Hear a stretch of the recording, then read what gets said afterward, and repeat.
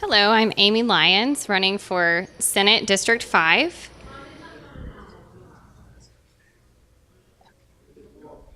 And one of the biggest issues I see for our area is property taxes.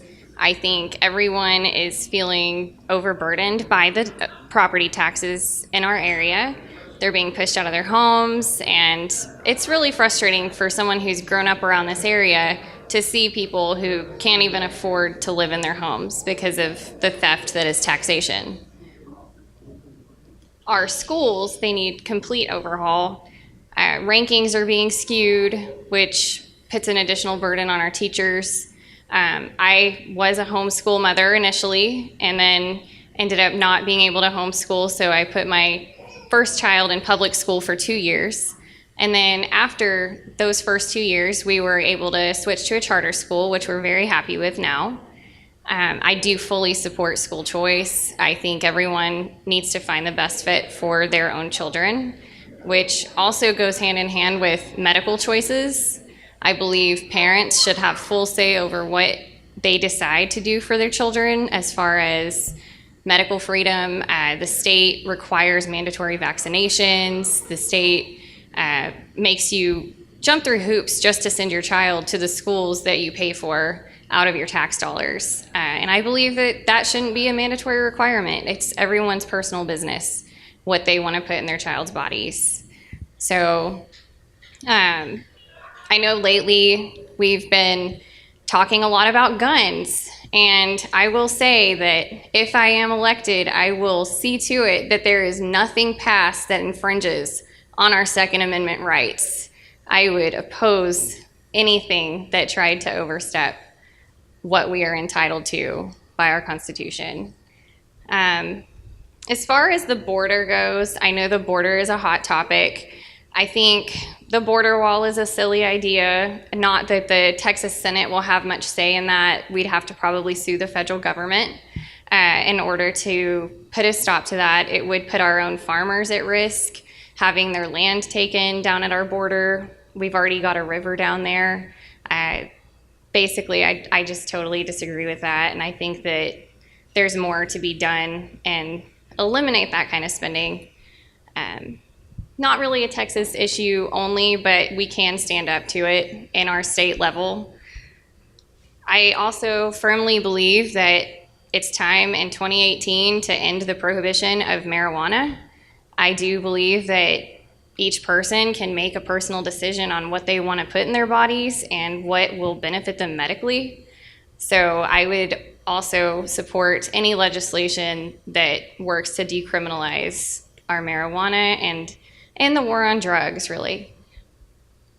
Last but not least, I also have come to realize in local small elections, from school boards to city councils, I have seen a lot of things rigged, and there aren't really a lot of rules for the local elections. Basically, one person can slip on out and quietly decide not to run again, and you can have 6 candidates between 2 spots while there's one candidate who's automatically elected into one school board choice, which seems a little silly. If you've got people who are, 3 people under 2 other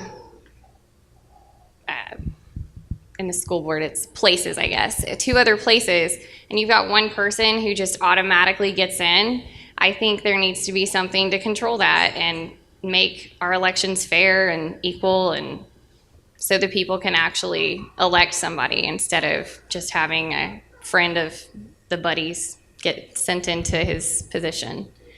So, any questions? No questions? What would you suggest for transparency on the school board? I think my biggest thing, what I noticed in our area, was this one guy knew he was not going to be running again, and he knew he was out after that term, so he purposely did not tell anybody until after the filing deadline. So all these people jumped on the other 2 places where they knew there wasn't anyone up for re-election. So we had, 3 people for this place and 3 people for this other place. And then this one guy who happens to be friends with the other guys on the school board, he quietly went and put himself on the ballot for the place where this guy was leaving. So I think that there needs to be something said that if you're not going to be up for re-election and you don't want to run again, then you need to tell people before the filing deadline. That's pretty much my biggest suggestion. So, yes. What would you do about Obamacare in Texas? I don't think that we need to follow Obamacare in Texas. We're a sovereign state. We don't need to follow any of that. We can make our own decisions and decide what's good for our own state. And we are ranked number 23 for fiscal responsibility, which to me is really sad because Texas likes to boast our, conservative values and that we're so great with all of our money and taxes are great. We don't have a state income tax, but why are we ranked 23 out of 50 states? So I would also like to bust that open and try to alleviate that tax theft burden. Any questions?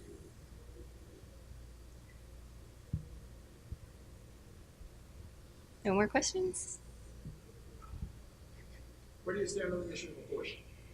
I actually oppose abortion. I believe that it's an individual person and they have their own DNA. They're still a human. They don't turn into a dog just because they're in the womb. So that's my personal stance. Are there issues that would come before the Texas legislature that you have a particular interest in, or maybe in the past legislative session that caught your attention and you wanted to speak on? Yeah, I know the property taxes were touched on somewhat, and I think that we have a lot of work to go on those because I know the issue has been brought up too that the property taxes are largely funding local governments, cities and schools and all that, and so it's easy for the governor to be like, okay, y'all can have less, but I don't want less. So I think that we need to come to a better method of figuring that out to reduce the taxation on everyone because it's putting people out of homes and that's one of my biggest things. The other is schools. My mom's a teacher. I was explaining earlier that my kids go to a charter school. I was originally going to homeschool. And so I kind of understand a variety of options there. And I do believe in school choice, but I also know that the current way our public schools are being run is not okay. They skew the numbers to make a school look like it's failing. So we've got schools that, their STAR test scores are showing something way different than the reality, or maybe they do need work, but they're being so micromanaged by the state that the actual job that the teacher needs to do can't be done. So I think there's just a huge overhaul with our education system that needs to take place. And while privatizing education would be ideal, I don't think that's going to happen in Texas over the next legislative session. So I'd be happy to make steps to just reduce the meddling of the state government in our education. How do you think you can do that? I mean, how do you think you can move that? Because that's kind of my personal opinion too, is that you have to push it in the right direction. I think the first thing would be to get rid of the STAR test. I think the STAR test is not an accurate reflection. I have a friend whose daughter failed, but she's a highly gifted child and can do all of the work outside of that testing environment and failed miserably. And there's no explanation for that. It's not because her teacher failed to teach her. It's just not an accurate way to gauge our child's learning. And everybody has a different way of learning, so.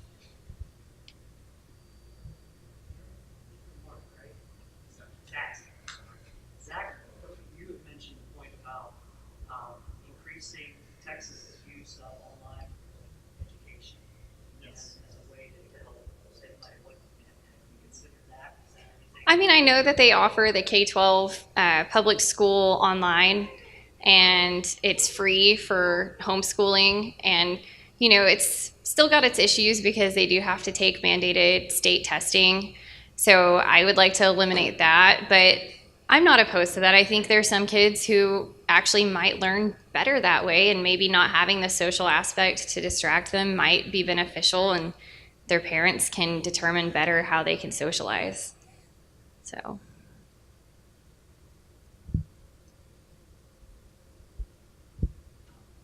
Some more, I know that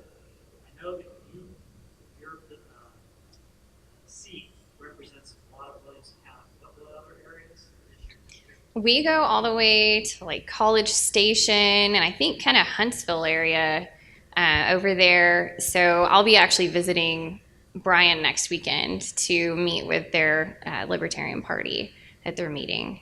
So it's kind of a really broad district, which is nice because we might be able to find more people who can come together and support.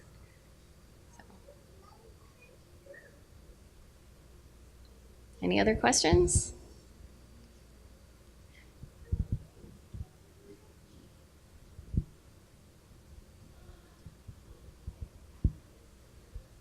Do you have any other ways to contact you other than the Facebook page? I do have an email address, and I can give you my phone number personally. I don't think I have my phone number published for public viewing, but I am willing to give that to people individually if needed. Probably not a good idea, but a good safe email address. Yeah, would be a good idea. yeah, I do.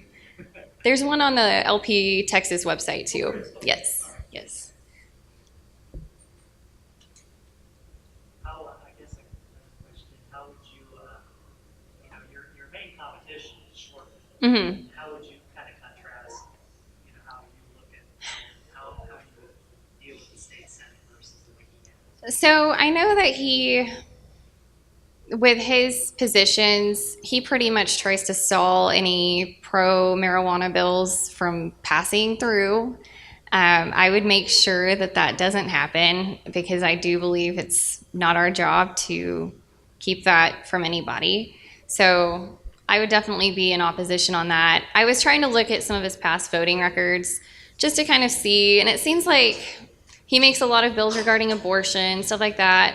I don't know that I'd be really putting a lot of bills out there regarding abortion. I think there are other issues that are impacting everybody in the state more widely that need to be addressed before we can start tackling those kinds of things. So personally, I would like to probably do something about our taxes and our schools, because without fixing those problems, our state's just going to continue into a downward spiral.